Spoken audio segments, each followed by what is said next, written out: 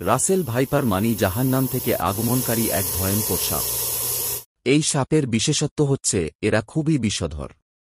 কাউকে ছোবল দিলে anti venom দিলেও বাঁচার সম্ভাবনা 2-0। আবার এই সাপের অ্যান্টি ভেনম নাই আমাদের দেশে। আর এই দেশের জলবায়ুতে প্রকৃতিতে এদের কোনো অবদান নাই।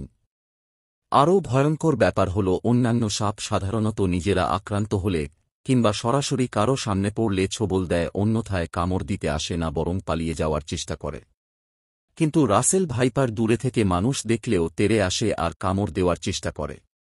অন্য সাপ একরকম বিষ ধারণ করলেও রাসেল ভাইপারের বিষ একই সাথে 5-6 ধরনের হয়।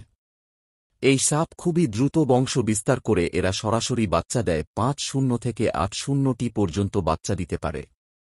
সম্প্রতি রাজশাহী, নাটোর, পাবনা, মানিকগঞ্জ, মাওয়া, পদ্মার তীরবর্তী এলাকায় এই সাপের উপদ্রব খুবই বেড়েছে। তাই সরকারিভাবে যদি এই সাপ নিধনের উদ্যোগ না নেওয়া হয় তাহলে বর্ষার মৌসুমে সারা বাংলাদেশে এই সাপ ছড়িয়ে পড়ার ব্যাপক সম্ভাবনা রয়েছে। আপনারা তো ভাইরাল বস্তু ছাড়া শেয়ার করেন, কিন্তু জনসাধারণের উপকার এর জন্য শেয়ার করতে পারেন। জায়াকুমুল্লাহ।